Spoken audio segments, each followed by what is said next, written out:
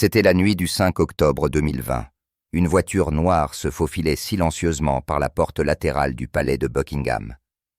Ses phares fendaient le brouillard londonien. À l'intérieur de cette voiture, selon des sources, se trouvait une seule enveloppe. Et à l'intérieur de cette enveloppe, une signature qui pourrait tout changer. Pas la signature du roi, mais celle de la reine Camilla. Cette nuit-là, sous la faible lueur d'une lampe de bureau, Camilla aurait signé un accord financier confidentiel. Même le roi Charles n'en savait rien. Aucun assistant du palais n'était présent. Aucun sceau royal n'a été officiellement enregistré. Juste Camilla, son conseiller privé, et une décision qui allait envoyer des ondes de choc à travers la monarchie. Camilla a fait quelque chose que personne n'attendait. Une source proche du palais a chuchoté. Elle a transféré une partie des actifs royaux au nom de son fils, silencieusement, prudemment et à l'insu du roi. En quelques jours, le prince William aurait découvert la transaction et exigé un audit immédiat de tous les comptes royaux. Pour la première fois depuis des années, la tension à l'intérieur de Buckingham a atteint un point d'ébullition. Le personnel a décrit une atmosphère lourde de suspicion et de silence. Était-ce juste un malentendu, ou Camilla planifiait-elle sa stratégie de sortie depuis le début? Parce que si les informations sont vraies, si elle a vraiment détourné des millions au nom de son fils Tom Parker Bowles, ce ne serait pas seulement une rupture de confiance. Ce serait une trahison qui pourrait fracturer la famille royale de l'intérieur. Alors, que pensez-vous que la reine Camilla protégeait son fils? Ou se protégeait-elle vraiment elle-même? Et que signifie cet accord secret pour le roi Charles, pour la monarchie et pour l'avenir de la couronne elle-même? Parce qu'au palais de Buckingham, où la loyauté est primordiale, même une seule signature cachée peut mettre un empire à genoux. Au cours des derniers mois, la santé du roi Charles III a visiblement décliné. Le monarque, qui maintenait autrefois un programme incessant d'engagement, a commencé à annuler ses apparitions les unes après les autres. Ses médecins décrivent discrètement son état comme gérable mais délicat. Les initiés, cependant, brossent un tableau plus sombre d'un roi de plus en plus fragile, épuisé et de plus en plus dépendant de ceux qui l'entourent. Alors que Charles se retire pour se reposer et se rétablir, le pouvoir au sein du palais commence à se déplacer. La reine Camilla, la femme qui se tenait autrefois dans l'ombre du roi, est maintenant au centre de chaque décision. Elle signe des documents, dirige des réunions et apparaît devant les caméras comme si rien n'avait changé. Pour le public, elle est l'image de la stabilité. Mais pour ceux qui travaillent à l'intérieur du palais de Buckingham, c'est clair. Quelque chose dans son autorité croissante semble différent. Cela a commencé subtilement. Camilla a commencé à s'intéresser davantage aux finances royales, en particulier aux domaines privés et aux fonds fiduciaires qui soutiennent discrètement la monarchie. Elle a dit aux principaux collaborateurs du roi qu'elle voulait s'assurer que tous les actifs étaient protégés en cas d'urgence. Sur le papier, cela semblait raisonnable. Mais à l'intérieur du palais, cette explication a suscité des sourcils levés. Les réunions de la reine avec Sir Jonathan Ellis, le conseiller financier de longue date du roi Charles, sont devenues inhabituellement fréquentes. Les témoins les décrivent comme privés, non enregistrés et souvent tenus tard dans la soirée, au bureau de Camilla dans l'aile ouest, une zone restreinte normalement réservée à la correspondance du roi. Un assistant principal s'exprimant sous couvert d'anonymat a décrit l'atmosphère sans détour. Elle posait des questions que seul le roi posait auparavant. Chiffres, transferts, portefeuille. Ce n'était pas de la curiosité, c'était du contrôle. Pendant ce temps, le prince William et la princesse Catherine sont restés concentrés sur leurs devoirs royaux, voyageant à travers le pays, rencontrant le public et présentant l'image d'unité et de force dont la monarchie a besoin. De l'extérieur, tout semble calme. Mais derrière les portes du palais, l'influence de la reine se renforce chaque semaine. Puis, début septembre, quelque chose d'étrange se produit. Un employé du département du Trésor royal remarque une série de demandes urgentes provenant du secrétaire privé de la reine. Des demandes de documents financiers, de rapports d'actifs et de résumés de comptes généralement accessibles uniquement par le bureau du roi. Au début, les demandes semblent inoffensives, mais bientôt, elles commencent à inclure des registres fiduciaires confidentiels, des documents indiquant qui bénéficie exactement de certains investissements royaux. Ces fichiers ne sont jamais censés quitter le contrôle du Trésor. Pourtant, d'une manière ou d'une autre, ils sont maintenant livrés en main propre à l'aile ouest. L'employé soulève une inquiétude discrète auprès de son supérieur. La réponse, un avertissement. Laisse tomber. La reine sait ce qu'elle fait. Quelques jours plus tard, le personnel du palais a remarqué que Sir Jonathan Ellis avait complètement cessé d'assister aux réunions matinales du roi. Sa raison officielle est des missions spéciales, mais personne ne semble savoir quelles sont ces missions, ni pourquoi il passe maintenant la plupart de ses soirées dans le bureau de Camilla, longtemps après que les lumières de l'aile du roi se soient éteintes. Comme l'a dit un initié, vous pouviez traverser les couloirs à minuit et toujours entendre sa voix derrière la porte, calme, ferme, donnant des instructions. Elle ne se contentait pas de gérer le palais, elle le dirigeait. Et puis, une nuit de fin septembre, quelque chose d'encore plus inquiétant se produit. Un responsable du Trésor, responsable de la surveillance numérique des transactions financières internes, remarque une alerte sur le système du palais. Une signature supposément appartenant au roi a été enregistrée sur un document intitulé « Autorisation de transfert privé ». Le montant est important, de l'ordre de dizaines de millions de livres sterling. Mais l'officier remarque quelque chose d'inhabituel. Le code de vérification de la signature ne correspond pas au schéma de cryptage connu du roi.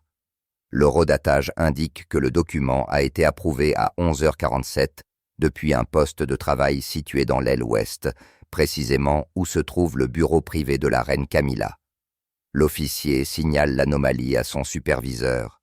Le lendemain matin, il reçoit un message. Ne poursuivez pas cette affaire plus loin. En quelques heures, le document disparaît du système partagé. La demande de transfert s'évanouit. L'officier a déclaré plus tard à un ami. C'était comme si cela n'avait jamais existé, mais des chuchotements commencent à circuler. Le personnel du Trésor royal parle de documents de minuit, de registres non signés et de modifications de comptes mystérieuses. L'un d'eux affirme même qu'un compte spécial de prévoyance d'une valeur de dizaines de millions a été créé sous de nouveaux codes d'autorisation liés au bureau de la reine. Officiellement, il est décrit comme une réserve d'urgence pour assurer la liquidité pendant les transitions royales.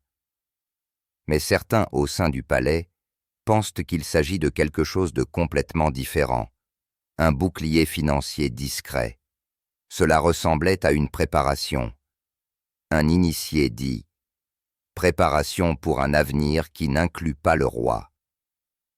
À la mi-octobre, le palais de Buckingham est tendu, lourd de suspicions tacites.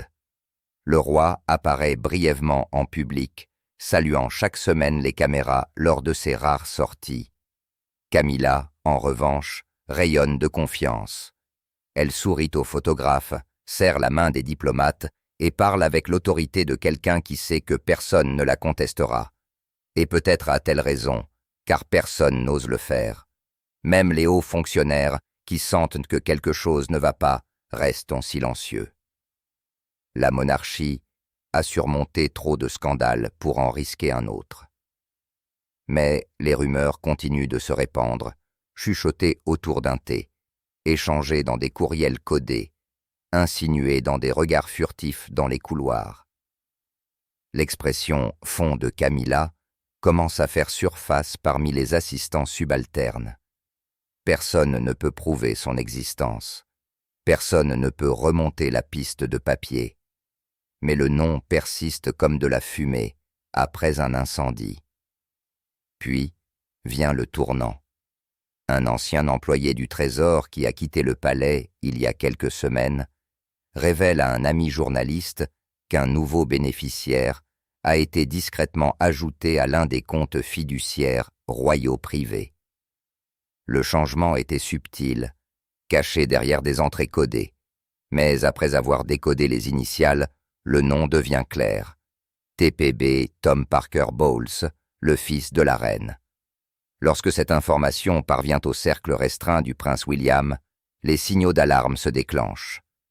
William, déjà mal à l'aise face à la santé déclinante de son père et à l'autorité croissante de la reine, exige des éclaircissements. Selon un aide, sa réaction est immédiate et furieuse. S'il y a ne serait-ce qu'une chance que des biens royaux aient été transférés sans le consentement de mon père, nous avons besoin d'un audit complet. Mais l'ordre d'audit n'arrive jamais au roi. Au moment où la demande de William parvient aux hauts administrateurs du palais, le roi se repose sous surveillance médicale et le bureau de la reine intercepte la correspondance. Une semaine plus tard, les responsables du palais annoncent que toutes les finances royales sont en ordre et que tous les rapports suggérant le contraire sont profondément trompeurs. Derrière la déclaration soignée. Cependant, la panique se répand. Certains au sein de Buckingham soupçonnent maintenant que Camilla prépare un plan d'évasion financière personnelle, une série de transferts juridiquement contraignants qui lui permettraient, ainsi qu'à ses enfants, de conserver le contrôle de certains actifs, même si elle n'était plus reine consort. Est-ce vrai? Personne ne peut l'affirmer avec certitude, mais le timing est impossible à ignorer. Tout indique une planification minutieuse, des mois de manœuvres discrètes, de paperasse subtile et d'alliances sélectives. Et puis vient le détail glaçant. Un initié du palais affirme que l'un des documents impliqués dans ces transferts contient une clause faisant référence aux dispositions relatives aux successeurs de l'héritier. L'expression, bien que vague, n'a jamais été utilisée auparavant dans les contrats royaux.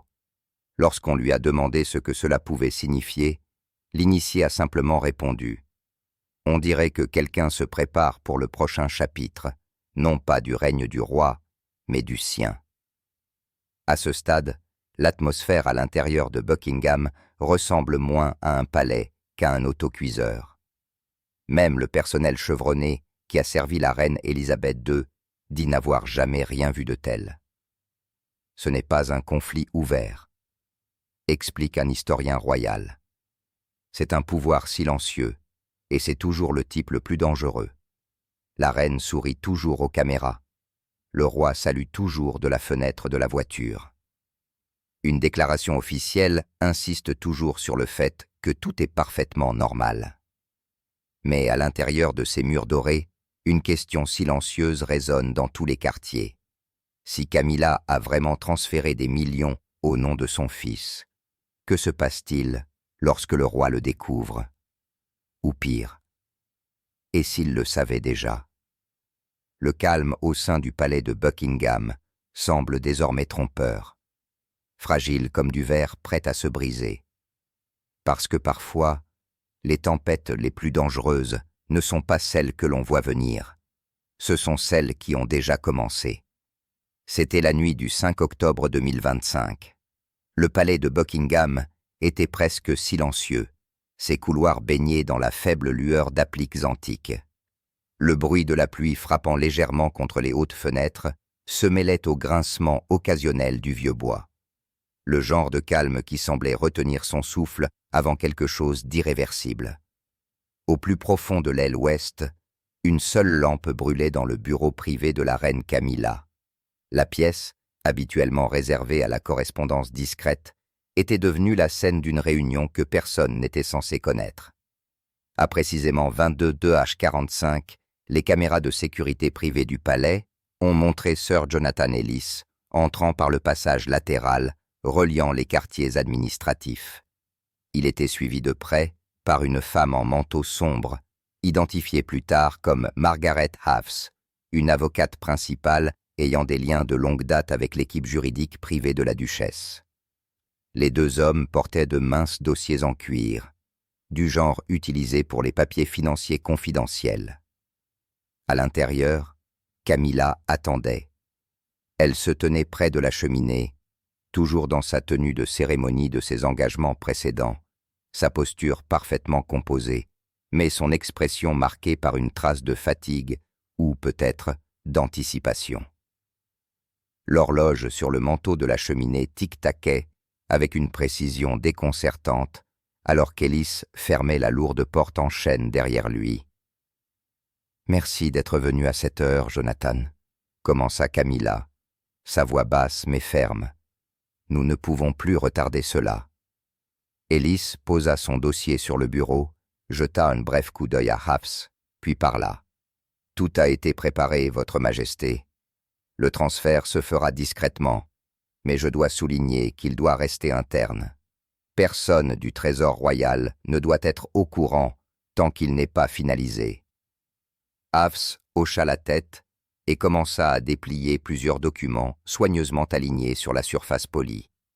Les papiers portaient l'en-tête d'une fiducie financière privée, connue pour être personnellement supervisée par le roi. Les yeux de Camilla se tournèrent vers la première page. Le document décrivait le transfert discrétionnaire temporaire, une expression conçue pour masquer sa véritable intention, le transfert de la propriété partielle de la fiducie privée du roi vers un compte auxiliaire. Un compte qui, sur le papier, semblait servir de sauvegarde d'urgence pour la reine consort. En réalité, le destinataire indiqué était Thomas Henry Parker Bowles, son fils aîné. Camilla traça la ligne de texte avec son doigt. Et le mécanisme, ce canal temporaire. Ellis se pencha légèrement en avant. Il fonctionne comme une fiducie de détention. Officiellement, il est classé comme dormant, invisible pour les auditeurs externes pendant au moins 6 mois. Au moment de l'examen annuel, le registre aura fusionné avec le calendrier d'allocation plus large. Cela ressemblera à un ajustement standard. Il y eut une longue pause. Le seul bruit était le faible crépitement du feu. Camilla expira lentement. « Et Charles ?» demanda-t-elle, sa voix se crispant. « Il ne doit pas être au courant tant que la situation n'est pas stable. » Ellis croisa son regard. « Il est préférable qu'il ne le soit pas, du moins pour l'instant. La clause que nous invoquons est une clause de protection préventive conçue précisément pour les imprévus impliquant l'incapacité royale. Sur le papier, elle vous protège. » La reine consort hocha la tête d'un petit signe délibéré. « Alors, protégeons ce qui doit l'être. » Hafs produisit une enveloppe cramoisie ornée du chiffre royal. Elle hésita un instant avant de faire glisser un document distinct sur la table. « Votre signature, madame. Ici et ici. Nous avons déjà apposé le sceau départemental. » Camilla se figea. « Le sceau ? » ?»« Oui. » Ellis intervint doucement. C'était nécessaire pour accélérer la paperasse. Le bureau du Lord Chamberlain n'a pas encore été informé. Le tampon a été emprunté à la division des comptes royaux plus tôt ce soir. Il sera restitué avant l'aube. La déclaration flottait dans l'air comme une confession. L'utilisation du sceau royal sans autorisation était une violation directe du protocole du palais et une infraction constitutionnelle potentielle. Pendant une brève seconde, l'expression de la reine consort se durcit. Puis, tout aussi rapidement, elle s'adoucit à nouveau.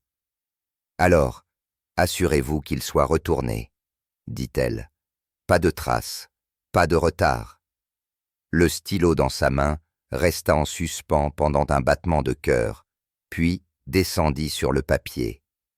L'encre brillait faiblement dans la lumière de la lampe alors qu'elle signait. Le moment était calme, presque anticlimatique, mais chargé de conséquences. Dans cette signature résidait non seulement un transfert de richesse, mais le franchissement d'une ligne invisible entre la discrétion et la tromperie. À 23h20, la paperasse était terminée. Ellis rassembla les documents, les glissa dans l'enveloppe cramoisie et la scella avec de la cire. Il la tendit à Camilla avec une révérence. « Gardez ceci en votre possession jusqu'à ce que je confirme le transfert en toute sécurité, » dit-il. Elle l'accepta sans un mot, ses doigts gantés se resserrant autour du paquet. Pendant un instant fugace, quelque chose traversa son visage. Pas de culpabilité, mais de calcul. Averse se leva la première, ajustant son manteau. « Tout a été enregistré sous la directive du fonds d'urgence, dit-elle. Si quelqu'un pose des questions, nous parlerons d'un fichier de protection anticipatoire. Cette formulation découragera toute enquête plus approfondie. » Camilla hocha légèrement la tête. « Bien. Cela doit paraître routinier. » Alors que les deux conseillers partaient, la pluie à l'extérieur s'intensifia. La reine consort resta seule dans le bureau, fixant la lumière vacillante de la cheminée. L'ombre semblait s'étirer plus longtemps, l'enveloppant comme le poids de ce qui venait de se produire. Elle regarda l'horloge, 23h47, avec un soin délibéré. Camilla plaça l'enveloppe cramoisie dans son sac à main, redressa son manteau et éteignit la lampe.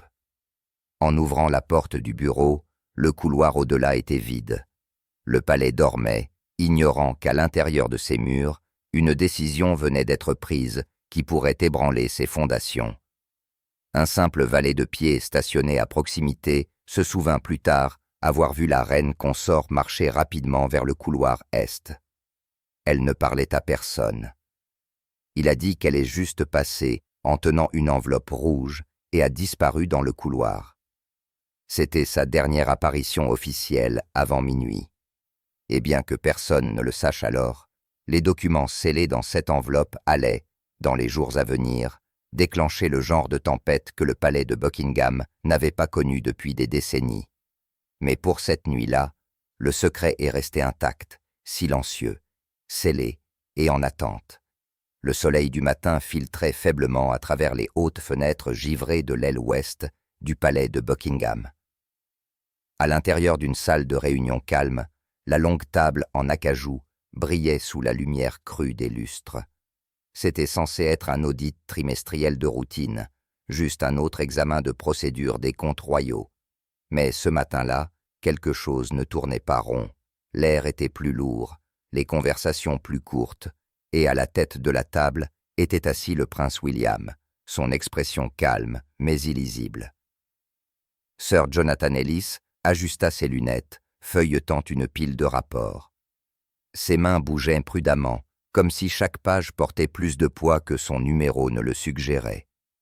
En face de lui, une équipe de comptables principaux chuchotait entre eux, attendant que William prenne la parole. « Commençons par les actifs de la fiducie, » dit finalement William. Son ton mesuré mais suffisamment vif pour attirer l'attention. Le comptable principal, un homme pâle dans la cinquantaine, s'éclaircit la gorge et lui tendit un résumé imprimé. « Votre Altesse royale, ce sont les derniers chiffres de la fiducie privée du souverain, mis à jour à partir de la semaine dernière. » William parcourut rapidement le papier. Ses yeux se déplacèrent ligne par ligne, puis s'arrêtèrent soudainement. Un petit pli se forma entre ses sourcils. Il regarda à nouveau, plus attentivement cette fois. Un numéro de référence, un code de fiducie utilisé pour classer les avoirs, était manquant sur la feuille. Il tapota son doigt contre la ligne. « Où est le numéro de référence d'actifs C347 » demanda-t-il. La pièce se figea. Le comptable hésita, jetant un regard nerveux vers Sir Ellis. « Cet élément de ligne, il semble avoir été reclassé, monsieur. »« Reclassé ?» répéta William, son ton calme mais tendu. « Par qui ?» Il n'y eut pas de réponse. Le comptable se tortilla sur son siège, visiblement mal à l'aise. Sir Ellis resta sans expression, les yeux fixés sur la table. La patience de William s'amenuisa. Il se pencha en avant, sa voix plus basse maintenant, plus froide. « Sir Ellis, j'ai posé une question. » Ellis finit par lever les yeux. « C'était un ajustement interne, » dit-il doucement. Une réaffectation temporaire de la fiducie privée du roi à un intermédiaire de détention. Rien d'anormal. William fronça les sourcils. Une réaffectation nécessite 2 autorisations, celle de mon père et celle de vos bureaux. Je ne vois qu'une seule signature ici. Ellis ne répondit pas. Il ferma lentement son dossier, son silence en disant plus que les mots ne pourraient jamais le faire. Le comptable principal avait l'air de vouloir disparaître. « Monsieur, » commença-t-il prudemment, « nous avons été informés que le transfert avait été préapprouvé par Sa Majesté, la Reine Consort, en vertu des protocoles de discrétion d'urgence. » La tête de William se releva brusquement. « Par Camilla ?» La pièce se figea. Personne n'osa parler. Il prit le dossier de la main du comptable et le feuilleta à nouveau. Il était là, une copie de l'autorisation de transfert tamponnée du sceau du bureau royal. Le problème était que le sceau était hors séquence. Il n'a pas été émis par le bureau financier du roi. Il provenait du bureau privé de la reine. William expira lentement, essayant de se contenir. « Quand cette autorisation a-t-elle eu lieu ?» Les yeux d'Hélice vacillèrent.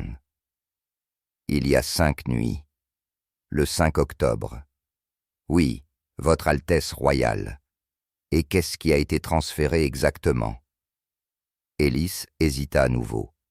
Puis, d'une voix à peine audible, il dit « Une partie des avoirs d'investissement de la fiducie personnelle du roi, redirigée vers un compte intermédiaire sous le nom de Thomas Parker Bowles. » Le nom frappa l'air comme un coup de tonnerre.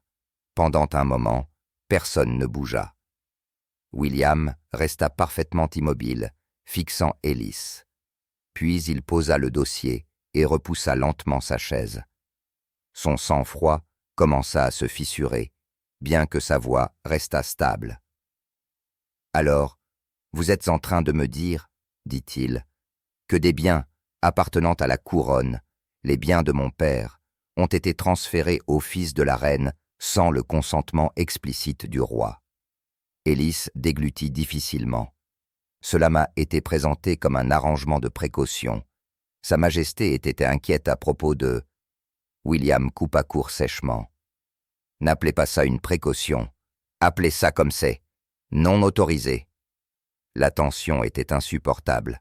Même l'horloge sur le mur du fond semblait tic-taquer plus fort, mesurant les secondes entre chaque respiration. Finalement, William se leva, ramassant les dossiers. « Je veux un audit complet de chaque transaction effectuée ce mois-ci, chaque mouvement, chaque signature, chaque tampon, et je veux ça avant la fin de la journée. » Personne n'osa argumenter. Il se tourna vers Hélice. « Vous allez expliquer ça à mon père, » dit-il froidement. « Ce soir. » Mais Hélice ne répondit pas. Son silence ressemblait à une confirmation. Que quoi que ce qui ait été fait avait déjà été trop loin pour être annulé discrètement. William quitta la pièce avec les papiers à la main, ses pas résonnant dans le couloir de marbre. Les visages du personnel du palais se détournèrent à son passage, sentant que quelque chose de grave se déroulait derrière les murs royaux. Le soir, le soleil s'était couché derrière Londres, projetant de longues ombres à travers les fenêtres du palais. Dans son bureau privé, William était assis seul, fixant à nouveau le document, le sceau rouge, la date, la signature de Sir Hélice et les initiales de la reine Camilla. Il hésita seulement un instant avant de décrocher le téléphone. « Passez-moi Sa Majesté, » dit-il. La ligne cliqueta, et après une brève pause, la voix fatiguée de son père répondit depuis Sandringham. « William, il est tard. »« Je sais, » dit William, son ton ferme. « Mais je pense que vous devez entendre ça maintenant. » Il y eut un silence, puis le faible bruissement de papier à l'autre bout du fil. Les prochains mots de William furent mesurés, délibérés. « Quelqu'un a utilisé votre sceau privé pour transférer des fonds de votre fiducie à Tom Parker Bowles. » Pendant plusieurs secondes, Charles ne dit rien. Puis vint un murmure silencieux, incrédule. « Ça ne peut pas être vrai. »« J'ai vu les papiers moi-même, » répondit William. « Signés, tamponnés et exécutés tous par Sir Hélice et avec l'autorisation de Camilla. » Le silence qui suivit était différent cette fois. Plus profond, plus lourd. Puis Charles parla à nouveau, sa voix plus basse, teintée de quelque chose entre la confusion et la colère. « Découvrez tout ce soir. » William expira, presque soulagé d'entendre la détermination de son père. « J'ai déjà des gens qui travaillent dessus, mais nous devons agir rapidement avant que cela n'aille plus loin. »« Compris, » dit Charles. « Je parlerai moi-même à Élise. » Lorsque l'appel se termina, William se rassit dans son fauteuil, regardant la cour sombre du palais de Buckingham. Les lumières de la ville scintillaient faiblement au loin, magnifiques, mais lointaines, comme si elles n'étaient pas touchées par la tempête qui se préparait maintenant à l'intérieur des murs du palais. Et quelque part au fond de lui, il savait que ce n'était que le début. Parce que si Camilla avait vraiment agi dans le dos du roi, il ne s'agissait plus seulement d'argent. Il s'agissait de loyauté, de pouvoir et de l'avenir de la couronne elle-même. Et à partir de cette nuit-là, une vraie tempête commença. Une tempête qui ébranlerait Buckingham jusqu'à ses fondations et laisserait toute la Grande-Bretagne incrédule. Le matin du 9 octobre 2025, l'aube était froide, étendue au-dessus du palais de Buckingham. Les couloirs étaient inhabituellement silencieux, et même la lumière dorée filtrant à travers les hautes fenêtres ne pouvait dissiper le sentiment de malaise qui pesait lourdement dans l'air.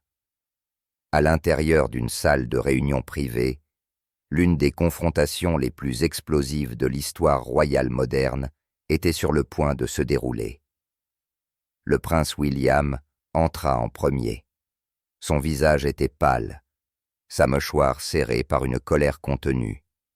Il portait un épais dossier, une copie de l'accord secret transférant une partie des actifs de la fiducie privée du roi à Tom Parker Bowles.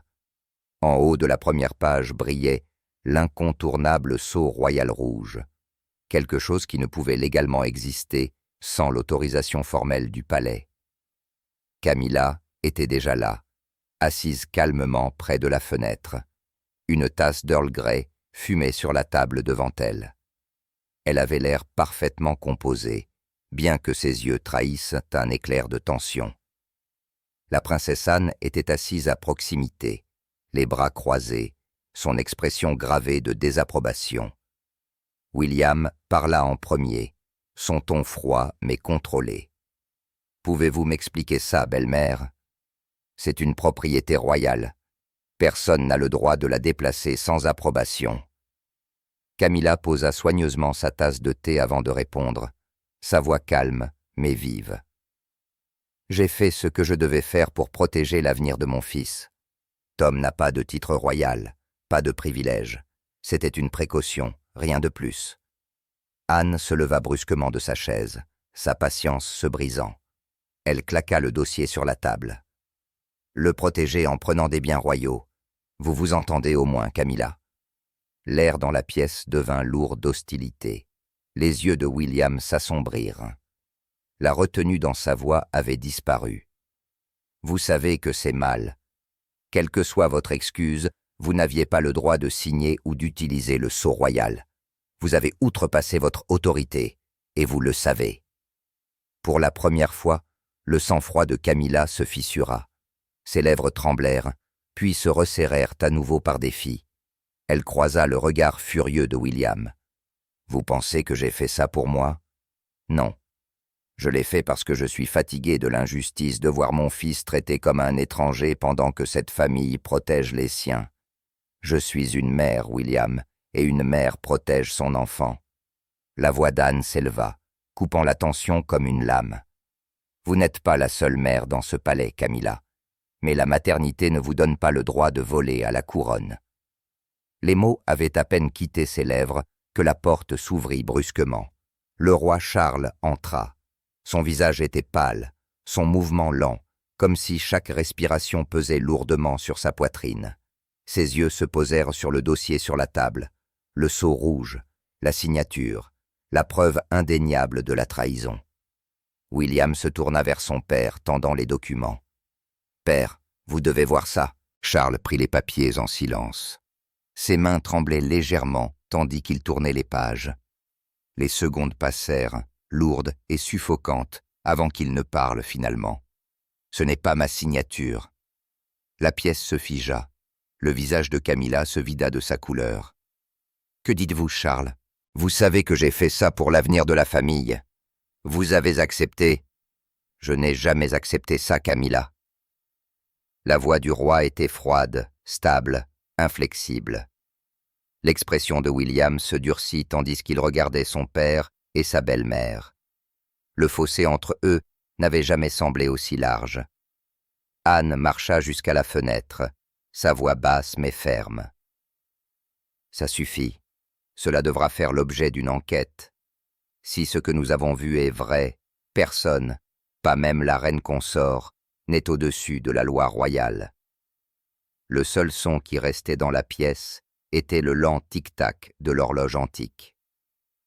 Charles se frotta la tempe, le poids du scandale pesant sur lui.